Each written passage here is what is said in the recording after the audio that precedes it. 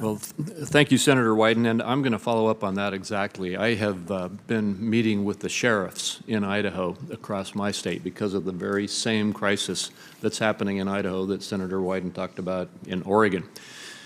In fact, one of my sheriffs said to me, every state is a border state in the context of fentanyl because it's coming into every single state in massive amounts and in massive ways. So I believe this is one of the key issues we need to address as a specific risk that comes from our border protection. You just indicated, Mr. Pickle, that the STOP Act and some of the other things that have already been done have shifted a little bit about, or at least maybe improved our understanding about how and where it's coming across the border. I know that at one point there was, and today still, there is still a lot of argument about that. There are those who say that most of it comes through the ports or the ports of entry. And others say it's just coming across the border because of the virtual free flow of illegal entry across the border. Could you give any of your insight on that? Sure. Yes, thank you, Senator. So the movement of narcotics through ports is a much more controlled environment to be able to address enforcement actions and deploy technologies that can detect these substances more readily. So pushing those movements into that environment do improve the enforcement efficiencies significantly. I can't speak to the current flows as I'm not in the government anymore. But what I would say is that the sharing of information and identifying risk factors earlier in the context of supply chain movements will certainly impact the improvement of compliance in that area.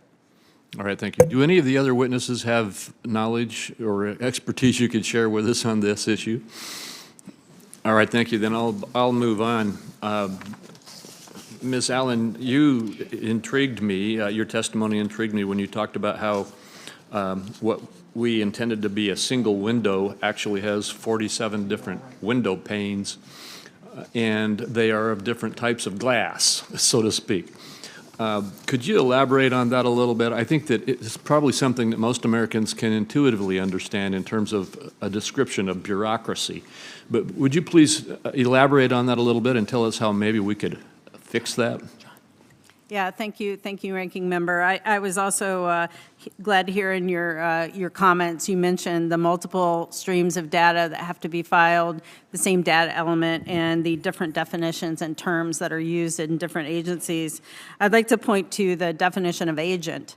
In a review of all of the 47 different agencies that have both authority to stop goods and have jurisdiction over imports and exports, the term agent is littered throughout, and there are 10 plus different definitions of agent.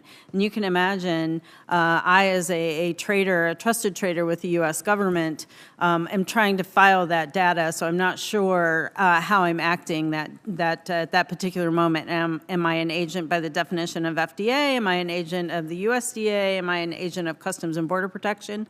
So really looking at those common definitions in the regulations and streamlining those will help facilitate legal and lawful trade. Most companies want to be compliant with the law, but it's very complicated. You know, that's why Ms. Smith and I have jobs to make sure that we're assisting that trade facilitation. There's a couple of things beyond that we can do. One is ensuring that the information that goes into that single window actually goes through the window. Right now we have agencies that have built systems outside of that single window that I, as a customs broker, have to file data through to get release of the cargo. And then I have to repeat that process within the single window. So we'd like to have one true single window as it was intended in the Modernization Act as it was first passed. The other thing is the policy, procedures, and processes. Every agency has their own jurisdiction. They're authorized by different congressional committees to carry out that work and have their own sets of laws and regulations that they must comply with, and we understand that. However, as a participant in international trade, we would like one body, one forum to go to really understand what I need to do to be compliant. What do I need to do as a trader to meet all those different regulations, and truly provide that single window experience so that we have an understanding of what is needed to facilitate the trade. Well, thank you very much. I appreciate the information you provided us and the advice that you've given us on that issue. I think we do need to fix it. Thank you.